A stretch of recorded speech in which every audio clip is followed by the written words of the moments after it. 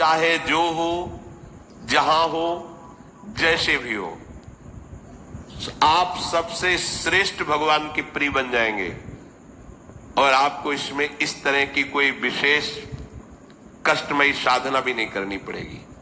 श्रीमद् भागवत में कहते हैं, अहो बत स्वपचतो गरीयान यज्जिह्वाग्रे वर्तते नाम तुभ्यम।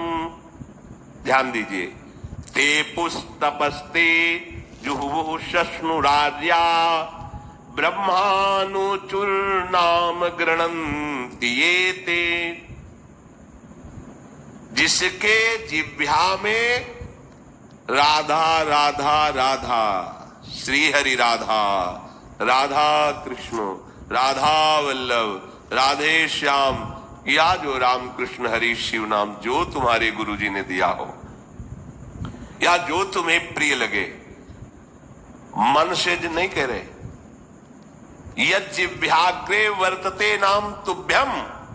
जिसकी जीव के अग्रभाग में ऐसा स्वभाव बन गया है, चल रहा है नाम, नाम जप करे, बोले अहो बत स्वपचतो गरीयान। यद्यपि फिर भी गरीयान वो सबसे श्रेष्ठ है। हरिराम व्यास जी ने कहा कि रैदास जी की चरण धूल के सामने करोड़ों ब्राह्मण नहीं है, क्योंकि उनकी जिह्वा पे निरंतर हरि का नाम विराजमान है। इसीलिए यहां ब्रजवासी सब ब्रह्मा से भी परम पवित्र और श्रेष्ठ माने गए। व्यास मिठाई विप्र की तामे लगे आग, वृंदावन की स्वपच की जूठन खाइए मांग। ये बड़े मस्त है ब्रजवासी। प्रातः काल एक बार मंगला करके श्री जी की जा रहे थे, तो एक माई ठेलिया में उड़ा करकट से भरे मस्ती बिहारी जी के पद गाय जपे जा राधा राधा नाम, बसे जा श्री वृंदावन धाम, मिलेंगे कुंज बिहारी ओढ़ के कांवर का। ठेलिया से कूड़ा के लिए रोका और कुछ भेंट चीज दिया, चरणों में प्रणाम किया। ये है हमारे वृंदावन की शोपच है, जिनकी जिह्वा में बिहारी बिहारीन जो का जस बसा हुआ है, परम पावन श्रीधाम वृंदावन की परिचर्या में लगी हुई है। तो व्यास मिठाई विप्र की तामे लगे आग, वृंदावन के स्वपच की जूठन खाइए मांग, क्योंकि ये हरि प्रेम प्रदान कर देंगे। किसी की सामर्थ्य नहीं कि संतों के माथे पे हाथ रख दे। एक ब्रजवासी का छोरा छोटा सा हो, उसके पैर चलो, कोई भी हो ऐसे लबा के हाथ, जा बाबा, और उसको जब प्रणाम किया ना, भैया लाडली जी कृपा करे तो पे बाबा, हृदय निहाल हो गए। ये आशीर्वाद कौन दे सकता है? देखो बरसाले के गोसाई पर चरण छुओ, सीधे लाडली जी से हाथ करके बात करते हैं। लाडली जी, आपको विश्वास नहीं? अगर विश्वास कर लो तो लाडली जी उनके कर कमल से सेवित है, वो जो कह रहे हैं वही लाडली जी करेंगी। बोरी सरकार है, पर हमें मनिलता मन की होने के कारण इन सब भावों पर विश्वास नहीं रहता। कह रहे कोई भी तपस्वी उसकी समानता नहीं कर सकता। जिसकी जिह्वा के अग्रभाग पर उसने सारी तपस्याएं कर ली, सारे तीर्थ स्नान कर लिए, भागने की जरूरत नहीं, राधा राधा बोलो, सारे तीर्थ स्नानों का फल तुम्हें उसी क्षण मिल जाएगा जो तुम्हारी जिह्वा के अग्रभाग पर श्री हरि का नाम, प्रियाजू का विराज। सारे वेदों का अध्ययन कर लिया, अब उससे कुछ अध्ययन करने की जरूरत नहीं है। जो बड़ी बड़ी तपस्याओं से, तीर्थयाटन से, वेदाध्ययन से, यज्ञ आदि से गति मिलना दुर्लभ है, वो तुम्हें नाम से प्राप्त हो जाए। कौन हो, कहां हो, कैसे हो, कोई प्रश्न नहीं। जैसे हो, जिस परिस्थिति में, जिस विषय में फंसे हो, वहीं से तुम्हें नाम उठा के महात्मा बना देगा, तुम्हें धनवान बना देगा, यशस्वी बना देगा, तुम तेज से संपन्न हो जाओगे। नाम का तेज, भगवान नाम का तेज है, प्रताप है भगवान नाम का। एक बार नाम आप बसा के तो देखो हृदय में, जोर से आलाप लोगे नाम का, प्रकृति का परिवर्तन हो जाए। अरे स्वामी का नाम है, सुमेर पवन सुत पावन नामू अपने बस करी राखे। जप ही नाम जन आरत भारी, मिटहि कुसंकट होय सुखारी। इदम ही पुंसस तपसः श्रुतश्च वा, स्विष्टश्च सूक्तश्च च बुद्धिदत्तयोः। अविच्युतोऽर्थः कविभिर्निरूपितो, यदुत्तम श्लोक गुणानुवर्णनम। बड़े बड़े वेदनिष्ठ ब्रह्म ऋषियों ने निश्चय किया है कि भगवान के नाम का निरंतर जप गुण कीर्तन, इससे बड़ा कोई तप नहीं है, कोई वेदाध्ययन नहीं, कोई यज्ञ नहीं, कोई ज्ञान या कोई दान इससे बढ़कर के नहीं है। बस प्रभु के नाम में तुम्हारी प्रीति हो जाए।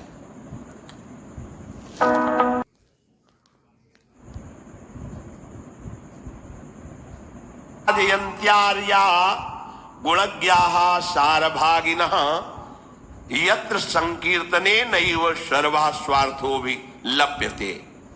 न हृतः परमो लाभो देहिनां भ्राम्यतामिहि, यतो विन्देत परमां शांतिं नश्यति संस्कृति। ये कलिकाल किसी को बख्शेगा नहीं, अगर नाम जप नहीं तो बुद्धि को भ्रष्ट कर देगा।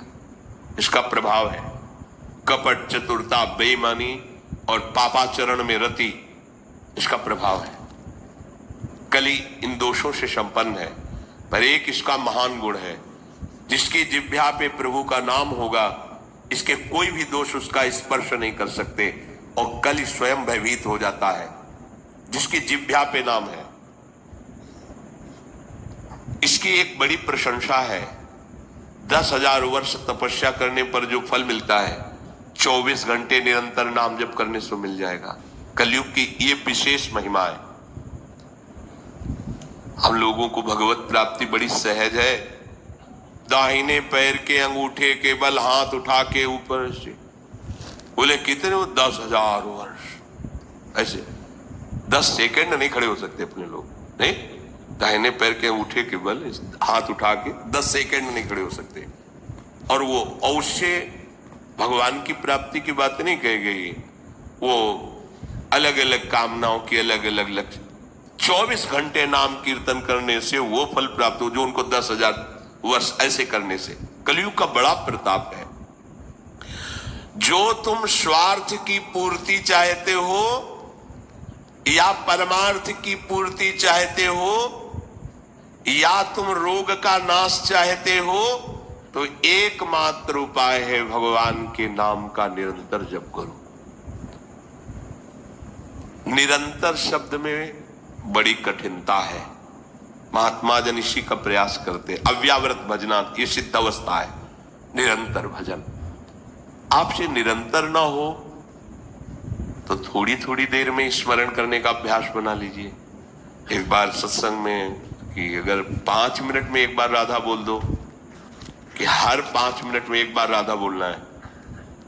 राधा 5 मिनट फुर्सत करो, चिंतन या कार्य जो कर रहे हो, पर 6वां मिनट न लगने पावे फिर 5 मिनट राधा। एक दिन आप देखना निरंतर नाम चलने लगेगा। आसक्ति है वो एक बार तो बढ़ेगी। होम्योपैथिक दवा जैसे नहीं, रोग एक बार उभरेगा, आपको लगे वो बढ़ती नहीं, अंदर छुपी हुई निकलती। ध्यान से सुनोगे तो प्रश्न खत्म हो जाएंगे। अपने लोगों के प्रश्न रहते हैं, जब भजन में बैठते हैं तो बड़ा मन चंचल होता है, बड़ी गंदी बातें आती हैं, ये वो। हम भी कह रहे हैं, जब आप नाम जपना शुरू करोगे तो पहले आपको जलन होगी, आपके अंदर ये विकार दिखाई देंगे, पर ये आते नहीं हैं, ये जाते हैं। धीरे धीरे इनका शमन हो जाएगा। और जब कभी आपको ऐसा लगे कि अब नाम जपने में हमारा एकाग्रमन नहीं हो रहा, तो बहुत सुंदर उपाय है, ताली बजाकर नाम कीर्तन करने लगो। अपने को विजय प्राप्त करना है मन पर और विषय भोगाभ्यास पर। और ये ऐसा नहीं कि ये नाचना गाना ये सब ऐसा नहीं, इससे भगवान की प्राप्ति हो जाती है। जितने बड़े बड़े महान भक्त हुए सब नृत्य करते थे। मीरा जी रात रात भर नृत्य करती गिरधर के सामने। नरसिंह मेहता की करताल प्रसिद्ध थी। चार भक्त साथ है करताल लेकर नाचते गोविंद रीच जाते हैं। जहां कहीं चार भक्त मिलकर कीर्तन करते होते हैं, नृत्य करते होते हैं, उन्हीं के बीच में गोविंद भी नाचते होते हैं। हमारी अभी दृष्टि मायाकृति, इसलिए हम देख नहीं पा रहे। प्रहलादस तालधारी तरल गतितया चोद्धवा कांशधारी वीणाधारी सुरसिंह स्वर कुशलतया राग करता अर्जुनो भूत इंद्रो वादीन मृदंगम जय जय सुकराः कीर्तने ते कुमारा यत्रागे भाववक्ता सरस रचनया व्यास पुत्रो बभूव। एक बार इन बड़े भक्तों का मिलन हुआ। श्री प्रहलाद जी, उद्धव जी, नारद जी, सनक सनंदन जी, सुखदेव जी आदि। अब इतने बड़े महापुरुष एकत्रित हुए तो बोले भगवान को बुलाया जाए प्रगट में। बोले एक ही उपाय है, मदभक्ता यत्र गायन्ति तत्तिष्ठाम। नारदा नारद जी ने कहा भगवान वहीं आ जाते। तो श्री प्रहलाद जी ने ताल देना प्रारंभ किया। ये भगवान को बहुत प्रिय है। अगर आपको कोई संगीत नहीं आता तो भगवान का प्रिय संगीत है ये, राधा राधा राधा राधा राधा। ना किसी की जरूरत है और ना किसी के सहयोग की। ले भाई ढोलक हारमोनिया अगर नहीं बजा लेते हो, कोई राग लेते, हम कह रहे कोई राग ले, राधा राधा राधा राधा ताल की, ये हमारा ताल बज रहा है। ये बहुत बहुत ही काम की बात है। आप मान लीजिए आपको मन लगाने के लिए बहुत बढ़िया उपाय और भगवत प्रसन्नता का बहुत बढ़िया उपाय। जहां आपका मन न लगे शुरू आप देखना मन लग जाएगा। उद्धव जी ने मंजीरा उठाया। अब मंजीरा सब कोई न बजा पाए तो ऐसे ही उसको करते हो, राधा राधा राधा जय जय राधा वल्लभ श्री हरिवंश राधा वल्लभ श्री, वो आ जाएगा बजाना। हम ये देख रहे हैं कि प्रभु समस्त कलाओं से युक्त हैं और आप उनका गुणगान करो तो सीख जाएंगे। इतनी बड़ी बच्ची है, स्कूल ही नहीं गई, पूरी चतुरासी जी कंठस्थ सुधा निधि। आश्चर्य है, सुधा निधि के श्लोक बोलने में व्याकरण पढ़े हुए भी लड़खड़ा जाएंगे और ककहरा नहीं पढ़े, गई नहीं स्कूल। ये सर्वाश्चर्य